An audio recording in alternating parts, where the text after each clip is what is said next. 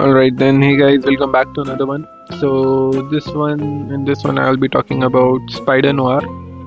I think this will be a long one. There were like 8 episodes and it all dropped yesterday. So it was somewhat like 6 hours, 30 minutes long if you exclude the credits and all that. But yeah, I watched it and I liked it. I will like go through episode by episode, like what happens, what are my thoughts on it, and if you are wondering like if you should watch it or not.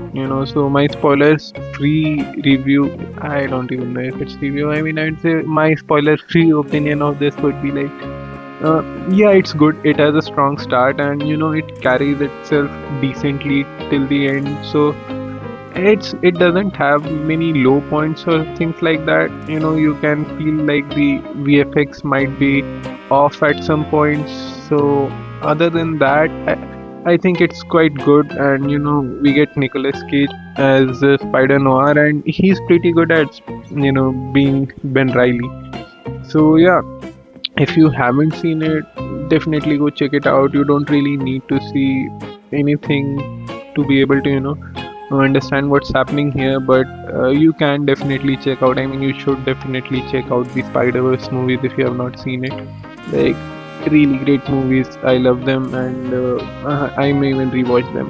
It's how good they are. Like, every time I see a character from that movie, or it's great. Definitely check it out. And yeah, so now that's done, and now I'll get into the spoiler section.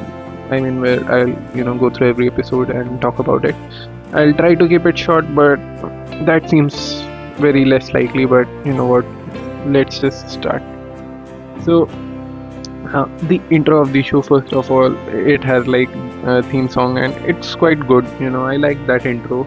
So yeah, it's catchy and it's R-rated, by the way. So there would be some blood and swearing and whatnot. So yeah, that was quite good.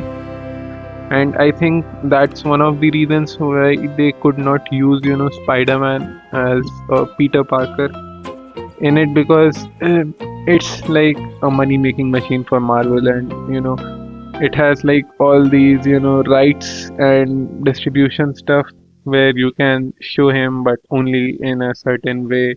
You can't show him on TV or whatever, like 10 different kinds of restrictions. That's why we don't really get any like proper Spider-Man shows. Like, we got one Spider-Man something something a few years ago. I mean, I didn't really like the animation style of that, so I couldn't complete it. But yeah, I guess that's why they don't really use the actual character's name other than a few, like Flint Marco. I guess that's his actual name as far as I can remember. Sandman, he's like that. And even in the end, the during the Electro fight, he calls him the Sandman. So I guess he was not that disputed over. But we don't see him calling Electro or Spider-Man. And I guess in episode 5 or 6 as well, there is this scene where Oberyn or Oberdin, whatever his name was, the old guy, he says that if you wouldn't have changed your name, I would have found you quite easily. So actually in comics, Ben Riley is like a clone of Peter Parker. And I guess there was this whole storyline where they said that Ben Riley was the actual Peter Parker, and we have been seeing his story all along, but it was not quite well received. So I guess they pivoted. Take it with a grain of salt. I am like bit rusty on stuff. Most of the stuff that I say, take it with a bit of salt, because like I can be wrong. But yeah, I guess that was the whole thing with Ben Riley. And even in the Spider-Verse, we see that the Scarlet Spider, he was the Ben Riley. And here I guess they just couldn't get Peter Parker. So they had to settle with that, and later on they kind of hinted that no, it's not a clone, but he is Peter Parker. He just changed his name so that it would be easier for him to settle in after the war. So yeah, well, that happens. And here Ben Riley is not completely a hero. He's more like an anti-hero. He carries a gun. He does not draw a line at killing people. It's set during World War II, the Great Depression at that time, and he was in the army and he killed people. So I don't think he has any hesitation over killing bad guys. If he feels like it's necessary to do that, and yeah. Uh, okay, so first of all, I watched Nick Cage's, Ghost Rider when I was like really small, and I found those movies quite cool. I mean, a bit scary, although because there's like a skeleton on fire, but actually quite cool as well, and I enjoyed those movies. I don't remember anything that has happened in there. I probably didn't even watch it in like proper sequence, but like from what I remember, he looked quite cool, and it was good to see him as Spider Noir. He voiced Spider Noir in Spider-Man into the multiverse series as well. So he's good as Spider-Man, if you'll believe it, because he's not in college and fun and that kind of guy. Like he's still funny, but he's like kind of depressed funny in a way, if you get what I mean. And yeah, it was nice to see him, and I think he also loves superheroes because he auditioned for Superman as well, and then there were like rumors that we would see him as Ghost Rider in the show, I guess, and then there was like Midnight Sun. So I think he himself likes superheroes quite a lot, so he did a like he performed quite well. Really loved his character in this show.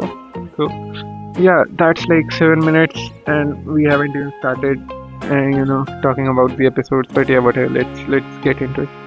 So the episode one starts with Spider-Man's love interest dying, whose name was Ruby, I guess, and the common loving wife type of stuff, that who you are playing with, and that she's dead, like with Punisher as well, where he gets those flashbacks. So basically, she drowned in a car accident, which was like set up by a cheating husband or whatever it was, because Ben, being a private investigator, caught him and he wanted to get his revenge on Ben. So he thought that the best way to do it was by killing Ruby, and he did it. So yeah, when his love interest died, Ben gave up being Spider. Here he calls himself Spider only because, again, I guess there was some dispute over the name Spider-Man. So yeah, he calls himself Spider, and he gave up being Spider like 5 years ago. So yeah, he didn't take it like Uncle Ben's death, where okay, now that he's dead, I will do everything in my power to help people. But he rather took it as like, well, I don't think I have any other motivating factor for me to keep doing this, in a way, I guess. And he basically gives up being Spider, and he's an investigator now. He carries a gun. He's investigating some guy named Addison, who's basically like Human Torch, and I'm not sure which character he's supposed to be from the comics, but the other characters that we meet are, well, I'll continue about the Addison story, but let me just tell you all about the characters. So Flint Marco, obviously he's Sandman. Cat Hardy, I think she's supposed to be Felicia Hardy, who's like the Black Cat, and Black Cat has like this super soldier thing going on with her as well. She's not just some girl in a cat costume going around stealing stuff. She has like super strength and stuff, but not in this show. And then there is Robbie Robertson.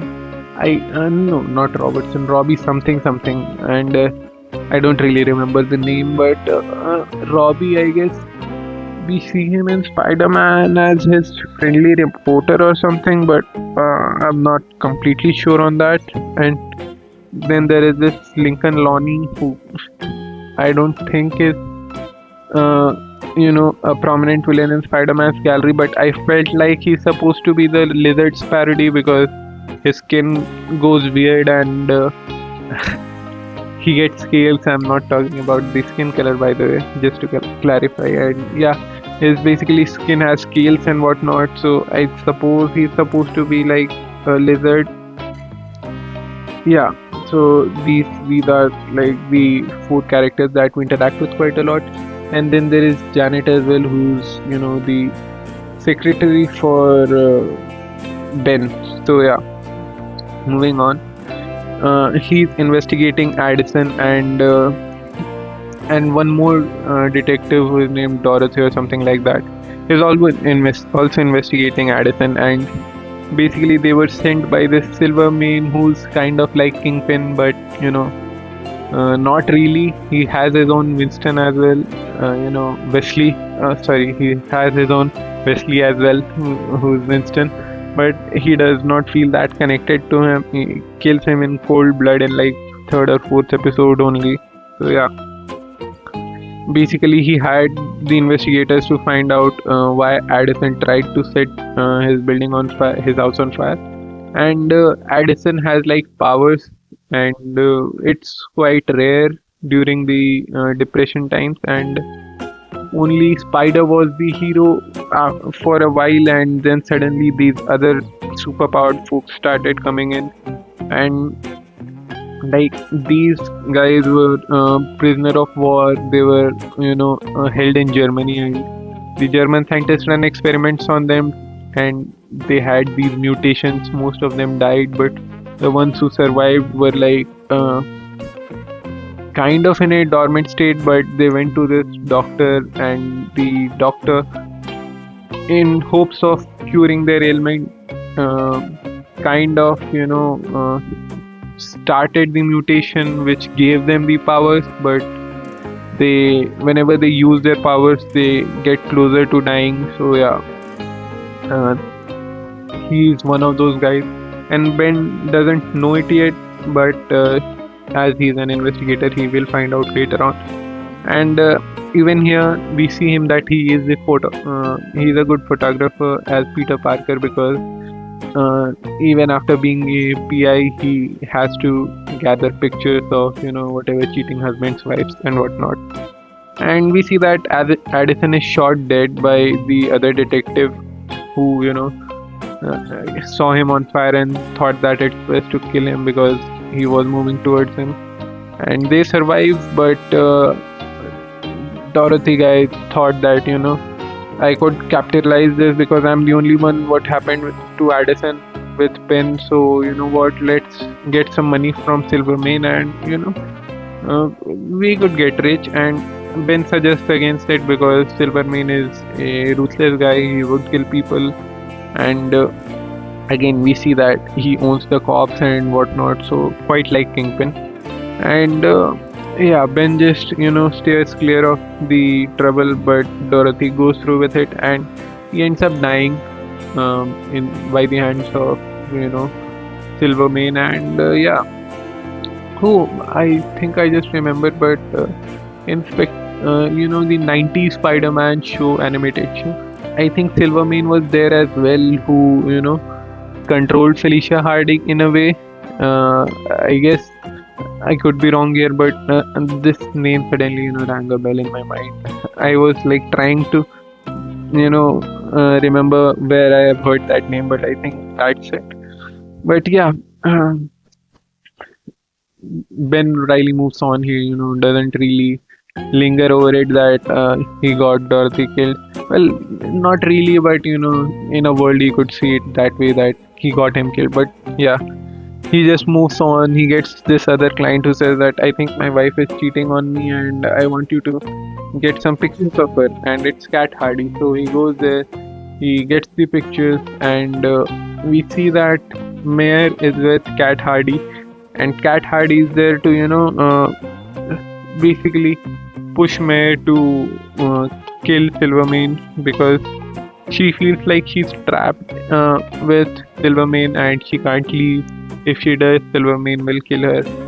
So she tries to get him out of the picture so she could live happily ever after with Flint. And by the way, during the the like 7th episode or 8th episode, I kind of hated her character, because like, first of all, you revealed the secret identity of the spider to this doctor, and that she's not just gonna be like, I will see him and I will get all my answers. Obviously she will run tests on him, and what if Ben is not up for it? So So it's obvious that there are risks, and if she says I didn't knew, that was like a blatant lie. What are you, like, three? Come on, this is like World War time. Scientists are running experiments on people. You tell him who Spider is, and she won't run in experiments on him. Like, what? And after that, she's like, when they are at waiting for Spider, she says to him that I could tell him that you're. What are you on about? He saved your life, and you tried to pull a Lois Lane by jumping out of the window, and he saved you again, and that's how you repay him. Yeah, really sad for this guy, but I really liked it when Ben said that it's one thing to leave a guy, but it's another to keeping the hook after you have set your sails. So finally, because this happens a lot, they make a character do some things that makes the audience hate them, and then by the end they are like, oh, well, the main character forgives them. Why we don't forgive them? And then we have to bear with them for another season. So yeah, it's good that Ben did what he did. Really happy for the guy. But yeah, I feel like that if I go through episode by episode, it would be quite long. So you know what, I'll just mush it up into one thing basically. So the thing is, there is this rat who Silvermane wants to find, and he hires Ben to find out who the rat is. And as we know that Cat is the rat who, hey, Cat is the rat. Hey, anyone, any takers? No, anyways. So yeah, we know that Cat is the rat because she was in with the mayor, who by the way is not a good character either, because we have seen him being like, he's taking down Silvermane only because of the fact that like he's not funding his campaign anymore, and he tried to force himself on Cat as well. So he's not a good guy, we know that. And he won the election, so I guess they were going for realism there. And yeah, he wants to find out who's leaking all the information, who got Addison to set his house on fire. And Ben finds it out, but he does not really want to out Cat just yet. So he, by the way, this was such a great scene when he outsmarted Winston, when he knowingly gave the money to Addison's widow and was like, oh, go on. I know that she will say whatever she has to just to get out. He does not really have a moral compass. So yeah, that's exactly what happens. And Winston dies, and Ben is like, well, yeah, sure, he was a rat. So this guy is not bound by his moral compass, like, oh, I can't do that. He knows that this guy is not a great person, so what, do what you will. He saves the bystanders, as we see in the later half, but he's not really like, oh, I can't let anyone die on my watch. No, not his thing. And it was released in both black and white and color. So I well, I watched it in color, not because like I can't watch black and white, but I don't think I want to specify why. I would just say that I guess I downloaded the wrong version of it from Prime, obviously. Basically, yeah, I watched it in color and it was good, but I think black and white would have been better because they were using really bright colors, I guess, to make it more suitable for black and white. So you can watch it in either, it will probably be pretty good. And yeah, I don't think that's really an issue. Choose whatever medium you like. And yeah, so while Ben finds this out, we know that Flint and Cat are together, but Flint runs away because he's turning into sand and he sees himself as this monster and doesn't really want to be in front of Cat like that, I guess. So he runs away. Then we get this Lonnie Lincoln character who was again another prisoner of war. These guys all know together, and yeah, they basically firstly, it's like Lincoln is a good guy, and he just wants to keep it to himself. And this was like the early 1900s, so there is this slavery and racism kind of hint going on as well. And even Robbie, there was like the scene with the police where Robbie's like, "Oh, don't, stay back. I'm a journalist. I'm with the Bugle, and who cares? You are black. I will hit you." So yeah, there was this racism going on as well. So he would, keep to himself. But when, he saw that the medications were not working, he had nothing on his side. So he said like, well, you know what? I'll join Sandman. With whatever time I have left, I would rather enjoy a hot meal and decent bed rather than moving from street to street. So yeah, fair enough.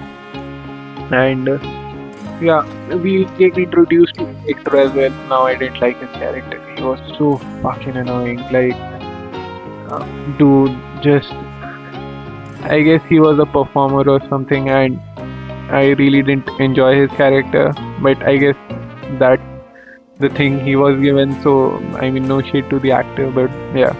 And by the way, there was this scene where Electro like kisses the guard and kills him through electricity, transferring it through his mouth.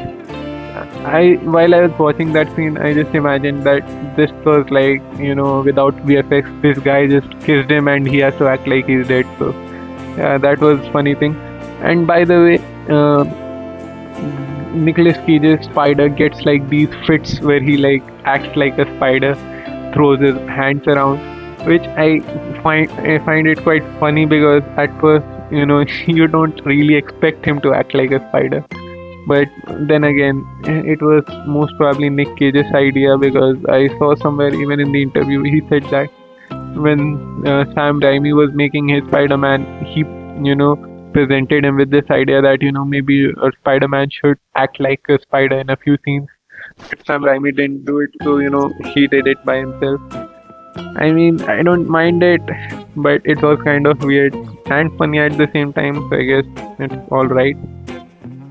And yeah, basically the Sinister 3 start working for Silvermane, and Mayor is trying to get Spider on his side, whereas Spider doesn't really want to get, included in all this. He just wants to go away with Cat, but Cat betrays him to save her ex, Clint, because she thinks that Spider's blood maybe can do it, and she's like, you know what, I will risk everything for that maybe.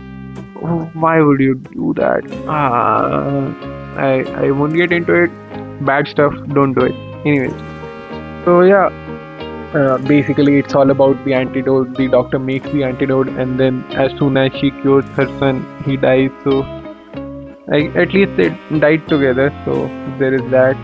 Then we see that Spider gets the antidote. He heals Lonnie first. Then the two of them, so he kills Electro by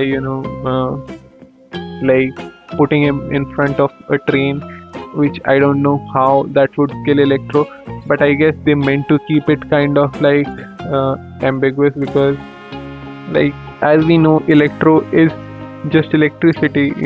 If even he gets run through by a train, it's pure energy. You can't just move a train and he'll die. He'll maybe like Sandman. We see that he becomes all completely sand mush goo type thing when during the last fight scene, and he builds himself back up, and we can probably see that happening again, maybe for a second season if they do it, seeing on how the audience receive it.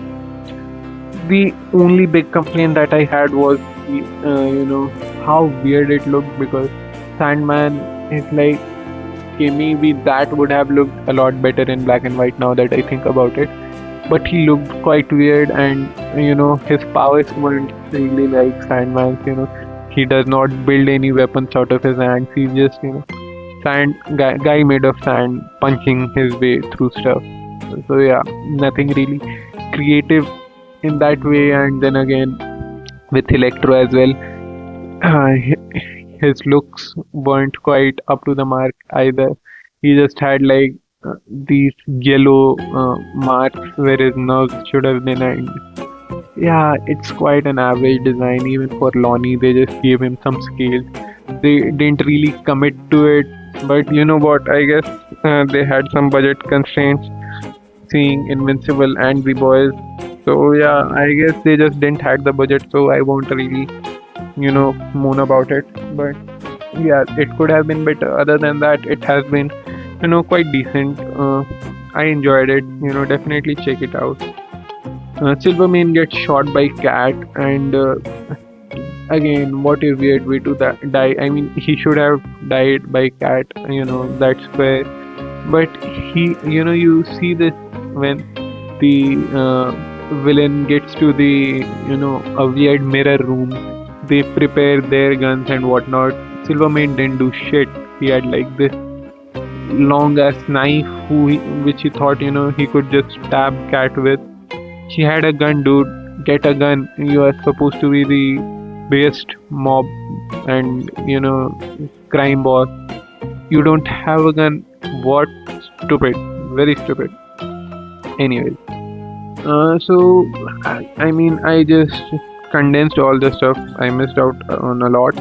Especially, oh, by the way, the scene where Ben gets his powers, you know, really disgusting scene, by the way. Like, that half human spider thing, you know, it gives you the creeps.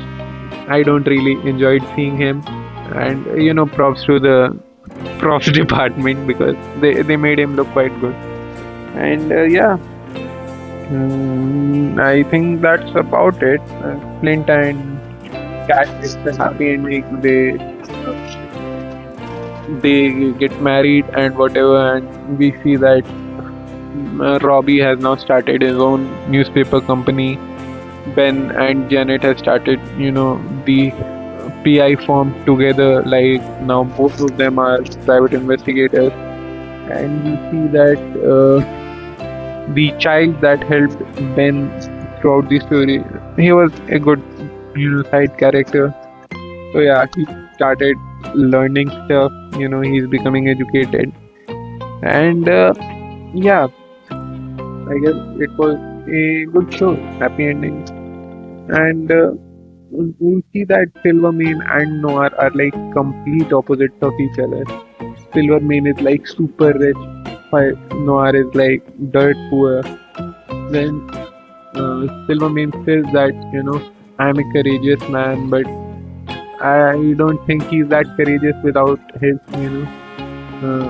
superpowered allies. Whereas Spider Noir says that he's quite afraid and coward, but he steps up when he's needed.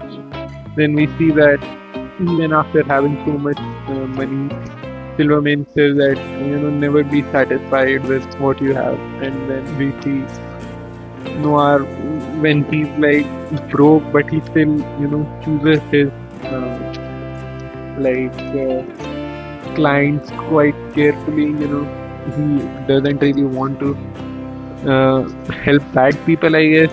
But yeah, they are like quite opposite of each other. I mean, I could ramble on for a long time, but I guess I have spoken for long enough. Yeah, that's it for this one. Let me know if I missed anything. I mean, I know I missed a lot, but all in all, it's a good show. Definitely check it out if you are into Spider-Man stuff. Even if you are not, it's like it's good stuff. So yeah, the ending, you can kind of see it coming, but other than that, it was pretty good. So yeah, thanks for watching. See you in the next one. Bye bye.